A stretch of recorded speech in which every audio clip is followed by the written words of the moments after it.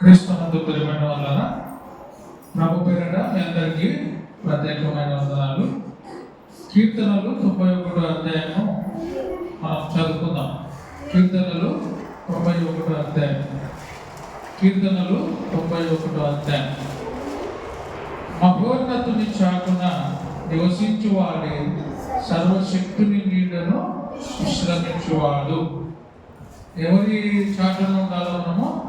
మహోన్నతుని చాటున. చిన్నపిల్లలు ఎవరు చాటున ఉంటారు? చిన్నపిల్లలు తల్లి చాటు పిల్లగాడు అంటారు కదా. మనం అందరం కూడా ఎంత గొప్ప వాళ్ళమైనా ఎవరి చాటు వాళ్ళము? దేవుని చాటు వారు, దేవుని యొక్క చెంత ఉండేవారు. అందుకే మానవుల యొక్క తోడు, మానవుల యొక్క సహాయాలు కొద్ది కాలమే ఉంటాయి, కానీ మహోన్నతుడైన దేవుని చాటున నివసించువాడు సర్వశక్తుని నీడను విశ్రమించువాడు. ఆయనే నా ఆశ్రయము, ఏమంటాడు? నా కోట, నేను నమ్ముకును నా దేవుడు. నేను నమ్ముకును నా దేవుడు. ఆయనే ఎవరు? ఆశ్రయము, కోట. దేవుడు మనకు ఆశ్రయమును, కోటయు, దుర్గమును, కాపాడేవాడు, రక్షించేవాడు, పుట్టించినవాడు, తీసుకొని పోయేవాడు. సర్వ హక్కులు మన మీద ఎవరికి ఉన్నాయి? దేవునికి మాత్రమే ఉన్నాయి. అందుకే మనము ఆయన చాటున నివాసము చేయాలి. నేను యెహోవాను గురించి చెప్పుచున్నాను. ఈ మాటలన్నీ ఎవరి గురించి అంట? మనుషుల గురించి కాదు, దేవుని గురించిన మాటలు. అయితే దేవుని చాటున ఉంటే మనకేం జరుగుతుందంటే, వేటకాని ఊరిలో నుండి ఆయన నన్ను విడిపించు. అంటే వేటగాడు ఒక జంతువును వేటాడుతున్నప్పుడు ఆ వేటగాని యొక్క బారిలో, వేటగాని యొక్క వలలో చిక్కిపోయినది ఏ విధంగా తప్పించుకోనక గిలగిలలాడిపోతుందో, మనము అట్లా కాదు. ఎందుకంటే మనము ఎవరము? మనము కూడా సాతాను ఊరిలో చిక్కుకున్నప్పుడు ఆయన మనల్ని ఏం చేస్తాడంట? విడిపించే దేవుడు.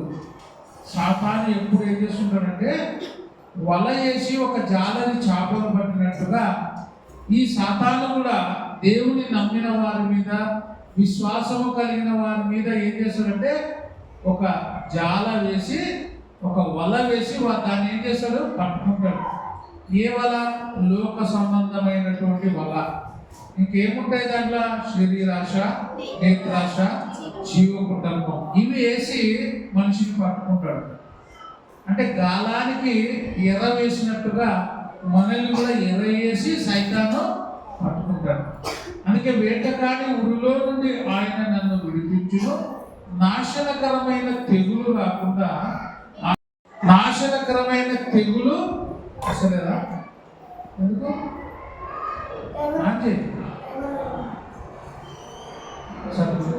వస్తుంది కదా వీడియో. నాశనకరమైన తెగులు రాకుండా ఆయన నిన్ను రక్షించును, తన రెక్కలతో నిన్ను కప్పును, ఆయన రెక్కల కింద నీకు ఆశ్రయం కడుగును. ఆయన సత్యము, కేడమును డాలునై ఉన్నవి. మనము దేవుని యొక్క చాటున ఉంటే ఏం చేస్తుందంట? ఇంకా రాత్రి వేళ కలుగు భయమునకైనను. పిల్లలు తల్లిదండ్రుల దగ్గర ఉంటే భయమైందనుకో, ఏం చేస్తారు? అమ్మని నాన్నని హత్తుకొని పట్టుకుంటారు. అంటే వాళ్ళకి భయం రాకుండా. మన చుట్టుపక్కల ఎవరున్నారు? దేవుడు ఉన్నాడు. అందుకే నేను ఆకాశం మందు ఉన్నాను, నువ్వు అక్కడ ఉన్నావు. నేను భూమి మీద ఉన్నా, అక్కడ ఉన్నావు. భూమి క్రింద ఉన్నా, నీళ్ళలో ఉన్నా, నీవు నన్ను ఆవరించి ఉన్నావు అని చెప్తుంది దేవుని మాట. అందుకే రాత్రి వేళ కలుగు భయమునకైనను, పగటి వేళ ఎగురు బాణమునకైనను, చీకటిలో సంచరించు తెగులుకైనను, మధ్యాహ్నమందు పాడు చేయి రోగమునకైనా నీవు భయపడక ఉండు. ఎందుకు అంత ధైర్యం ఉంది అంటే, ఆయన ఎవరు? ఈ మధ్యాహ్నమందు కలుగు పాడు చేయి రోగమునైనా, చీకటిలో సంచరించు తెగులైనా, పగటి వేళ ఎగురు బాణమునకైనా, రాత్రి వేళ కలుగు భయమునకైనా, వీటన్నిటి నుండి రక్షించేటువంటి సమర్థుడు ఎవరు? దేవుడు మాత్రమే. అందుకే నేను భయపడను, దిగులు పడను అని చెప్తుంది. ఎందుకు భయం లేదు, ఎందుకు దిగులు లేదు అంటే దేవుడు మన రక్షకుడుగా ఉన్నాడు అని మనం తెలుసుకోవాలి. నీ కుడి పక్కన 1000 మంది పడినను, నీ ఎడమ పక్కన నీ కుడి పక్కన 1000 మంది కూలులను, ఏ అపాయము నీ మీదికి రాదు. నీ కుడి పక్కన 1000 మంది పడినా, నీ పక్క 1000 మంది పడినను, నీ కుడి పక్క 10,000 మంది కూలినను అపాయం నీకు రాదు. నీవు కన్నులారా చూచుచుండగా భక్తిహీనులకు ప్రతిఫలము కలుగును.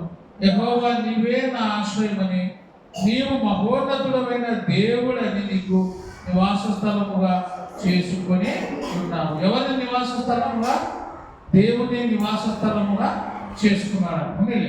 రాకుండా దేవుని నివాస స్థలముగా చేసుకున్నాడు. మనకు కూడా నివాసం ఎవరు? దేవుని నివాసంగా ఉండాలి. ఈ లోకంలో ఉండే నివాసాలు, ఈ లోకంలో ఉండే బంధువులు, ఈ లోకంలో ఉండే స్నేహితులు ఇవన్నీ కూడా శాశ్వతమైనవి కావు. దేవునితో స్నేహము, దేవునితో బంధము ఎప్పుడు ఉండేది.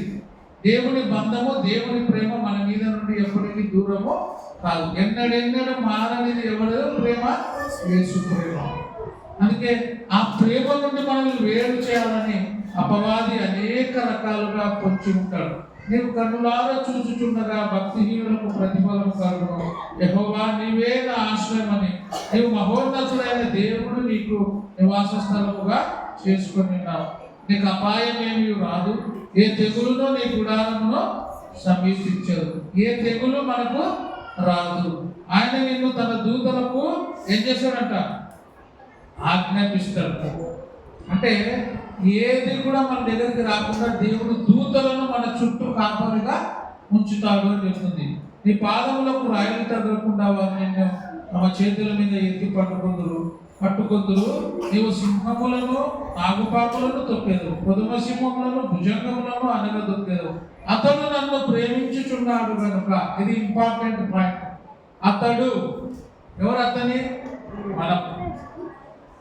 అతడు నన్ను ప్రేమించుచున్న ఒక వ్యక్తిని గురించి దేవుడు చెప్తున్న మాట, అంటే గౌరవప్రదంగా చెప్తున్నాడు. మనిషి ఏమంటాడు? అతను. మనమైతే గౌరవమే ఇయ్యం. ఆమె, ఆయన అన్న, వాడు, వీడు అంటాం. కానీ దేవుడు ఇంత గొప్పవాడైనా, ఇంత సర్వోన్నతుడైనా, ఇంత శక్తి గలవాడైనా ఏమంటాడు అంటే అతడు నన్ను ఏం చేస్తున్నాడు? ప్రేమించుచున్నాడు. అతడు నన్ను ప్రేమించుచున్నాడు కనుక నేను అతన్ని తప్పిస్తా. అతడు అంటున్నాడు చూడు దేవుడు. అతన్ని నేను తప్పిస్తా, అతన్ని నేను విడిపిస్తా. ఇంకేమంటా చూడు, అతడు నా నామమును ఎత్తిన వాడు కనుక నేను అతనిని కనపరుస్తాను. మనిషిని దేవుడు కనపరుస్తాడా? దేవుని మనిషి కనపరుస్తాడా? మనిషి దేవుని కనపరుస్తాడు. కానీ ఇక్కడ దేవుడు ఏమంటాడంటే అతన్ని నేను కనపరుస్తా. ఎప్పుడు కనపరుస్తాడు దేవుడు? ఆయనను ప్రేమిస్తే, ఆయన నామమును ఎరిగితే నేను అతనిని కనపరుస్తా. ఎట్లా? బాగా పనిచేసినప్పుడు ఏం చేస్తాం మనం? దేవుడు కూడా ఏమన్నాడు? మంచిగా పనిచేసిన వారిని నమ్మకమైన మంచి దాసుడా అంటే గణపరుస్తున్నాడు. చూడండి, మనం కూడా బాగా పని చేస్తే ఏమంటాం? మనం కూడా ఏమంటాం? నమ్మకమైన మంచి దాసుడా, మంచి దాసురాలా, మంచి కుమార్తె, మంచి కుమారుడా అని మనము పొగుడుతాం. పని చేయకపోతే ఏమంటాం? సోమరి అయిన చెడ్డ దాసుడా అని చెప్తాం. సోమరి అయిన చెడ్డ దాసుడా అని ఎప్పుడంటాం? పని చేసినప్పుడా, చేయనప్పుడా? చేసేవాడిని ఏమంటాం? నమ్మకమైన మంచి దాసుడా. చేయని వాడిని సోమరి అయిన చెడ్డ దాసుడా. దేవుడు ఎంత చక్కగా పొగుడుతున్నాడు. అతన్ని ప్రేమించుచున్నాడు, అతను నన్ను ప్రేమించుచున్నాడు. ఎవరిని ప్రేమిస్తున్నాడు? మనుషులను ప్రేమిస్తే, మనిషిని ప్రేమిస్తే ఆ మనిషి ఆ ప్రేమను ఏం చేస్తాడు? ఆ ప్రేమ ద్వారానే ఇతరులను మోసం చేస్తారు. కొంతమంది బాగా ప్రేమగా, స్నేహంగా ఉంటారు. ఆ స్నేహమే, ఆ ప్రేమనే మళ్ళీ మనిషికి ఏం చేస్తారంటే మోసం చేస్తారు.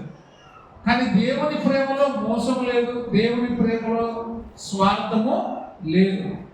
దేవుని ప్రేమ నిస్వార్థమైనటువంటి ప్రేమ. ఏ ప్రేమ? నిస్వార్థమైనటువంటి ప్రేమ, స్వార్థము లేనటువంటి ప్రేమ. ఒక మనిషి ఇంకొక మనిషిని ప్రేమిస్తున్నాడంటే ఏదైనా ఆశపడి ప్రేమిస్తాడు. అంటే నా దగ్గర, అతని దగ్గర, ఆమె దగ్గర ఏదైనా వస్తుందా అని ఆశపడి ప్రేమిస్తాడు. కానీ దేవుడు మనల్ని ప్రేమించి మన నుంచి ఏమైనా వస్తుందా అని ఆశపడడం లేదు. మనల్ని ఎందుకు ప్రేమించినాడు? తన ప్రాణం ఇచ్చినంతగా దేవుడు మనల్ని ప్రేమించినాడు. అదే మనిషి ప్రేమకి దేవుని ప్రేమకు ఉండేటువంటి తేడా. ఎంత మంచి మాట చూడండి. అతడు, ఒక మనిషిని గురించి చెప్తాడు దేవుడు. 91వ కీర్తన చదువుతున్నాడు 14వ వచనం. అతడు నన్ను ఏం చేస్తున్నాడు? ప్రేమించుచున్నాడు కనుక నేను అతన్ని అర్పిస్తాను. మనం ఎవరికైనా కొంచెం సాయం చేసినాం అనుకో, నేనే చేసిన అని చెప్తాం. కానీ దేవుడు మన జీవితంలో ఎన్నో గొప్ప కార్యాలు చేస్తున్నాడు. అవన్నీ దేవుడు చెప్పాడు. కానీ దేవుడు చేసినవి మనము చెప్పాలా. నా జీవితంలో దేవుడు ఈ గొప్ప కార్యము చేసి ఉన్నాడు. ఈ కార్యము జరిగిందంటే నా ఎడల, మా ఎడల ఎవరి ఆశీర్వాదము? దేవుని ఆశీర్వాదం. దేవుని కృప ద్వారానే నేను పొందుకున్నాను అనే నమ్మకం మనకు ఉండాలి. అతడు నా నామము ఎరిగిన వాడు కనుక నేను అతనిని గణపరుస్తాను. ఆయన నామము ఎవరు తెలుసుకున్నారో వాళ్ళని గణపరుస్తాడు దేవుడు. ఆయన గురించి తెలుసుకోవాలా. ఏమని తెలుసుకోవాలా? ఆయన ఎవరైనా తెలుసుకోవాలా? నేనే మార్గము, ఆయనే సత్యము, ఆయనే జీవం అని తెలుసుకోవాలి. మనం అది తెలుసుకోకపోతే ఈ జీవితంలో, ఈ లోకంలో ఎంత గొప్ప బ్రతుకు బ్రతికినా ఆ బ్రతుకు వ్యర్థమే. యేసు ప్రభుని గురించి, ఆయన గొప్పతనం గురించి మనం తెలుసుకోలేకపోతే అంత వ్యర్థమే, అంత శూన్యమే. అతడు నా నామమును ఎరిగిన వాడు కనుక నేను అతనిని గణపరుస్తాను. అతడు నాకు మొరపెట్టగా నేను అతనికి ఉత్తరం ఇస్తాను. నాకు ప్రార్థన చేస్తే నేను రెస్పాండ్ అవుతాను, జవాబిస్తాను. కొంతమంది పలకరు, పిలిస్తే పలకరు. కానీ దేవుడు పిలిస్తే పలికే దేవుడు ఆయన. దేవుడు అందుకే అంటాడు కీర్తనలో కదా, ఈ లోకంలో ఉండే దేవుడు దేవతలన్నీ ఎటువంటి వంట? నోరు నుండి మాట్లాడు, చెవులుండి వినవు, ముక్కుండి వాసన చూడు, చేతులుండి పట్టుకోలేవు, కాళ్ళుండి నడవలేవు. కానీ మన దేవుడు అయితే ప్రార్థన చేసినప్పుడు, ఆకాశం అందున్న దేవుడు ఈ లోకంలో ఉండే మనము, మానవులమైన మనము దీనస్థితిలో ఉండి మొరపెట్టినప్పుడు దేవుడు మన ప్రార్థనను విని అద్భుత కార్యాలు మన జీవితంలో చేసేటువంటి దేవుడు. అందుకే ఆయన నామమును గురించి మనం తెలుసుకోవాలి. ఆయన గొప్పతనము గురించి తెలుసుకుంటే ఆయన కూడా మనల్ని గణపరుస్తాడు. ఒకవేళ ఆయన గురించి తెలుసుకోకపోతే, ఆయన పిలిచినప్పుడు రాకపోతే ఏమంటాడు తెలుసా దేవుడు? అక్రమము చేయవాళ్ళారా మీరెవరో నేను ఎరుగను అన్నాడా, ఎరిగినాను అన్నాడా? మీరు నాకెవరో తెలియదు. ఎందుకంటే నేను పిలిచినప్పుడు మీరు రాలే. ప్రయాసపడి భారం మోసుకొనిచున్న సమస్త జనులారా నా దగ్గర రండి అన్నప్పుడు మీరు రాలేదు. నన్ను వదిలిపెట్టి వెళ్ళిపోయినారు. అందుకే మీరెవరో కూడా నాకు తెలియదు.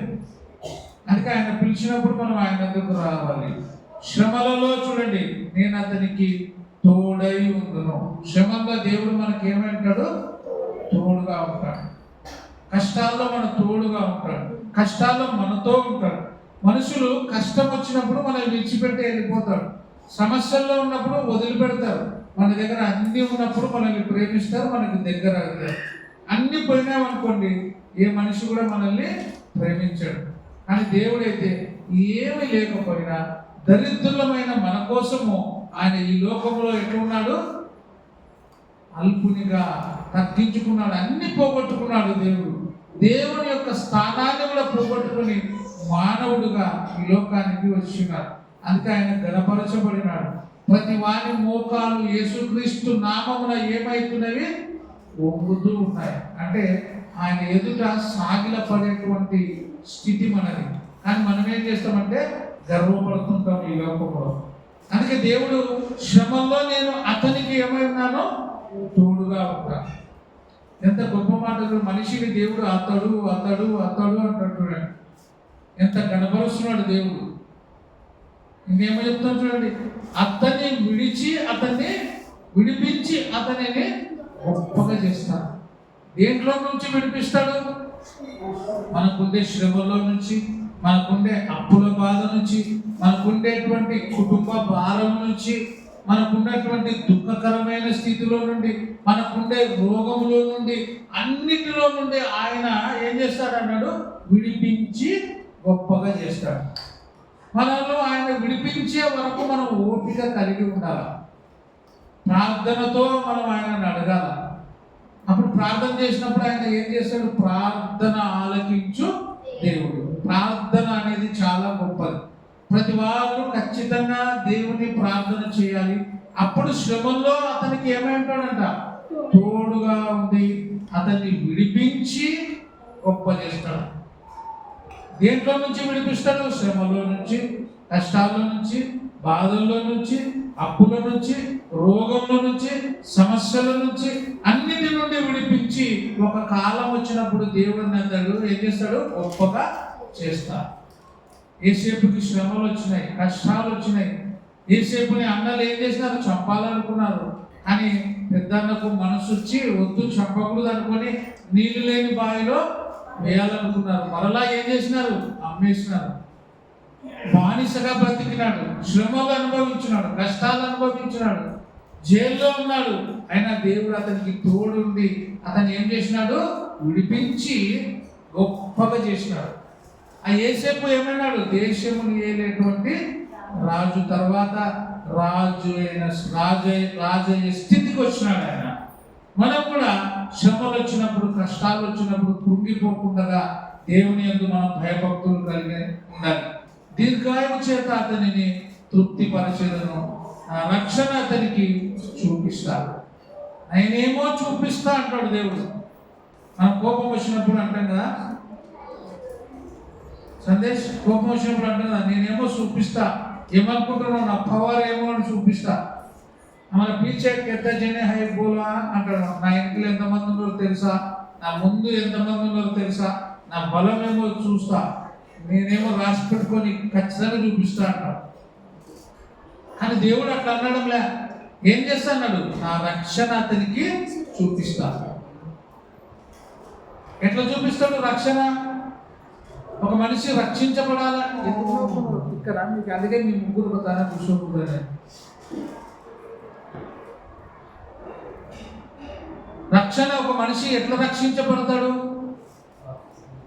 వినాలా, విశ్వసించాలా, మారు మనసు పొందాలా, యేసుక్రీస్తు దేవుని కుమారుని ఒప్పుకోవాలా, తర్వాత బాప్తిసము తీసుకోవాలి, మరణం వరకు నమ్మకంగా జీవించాలి.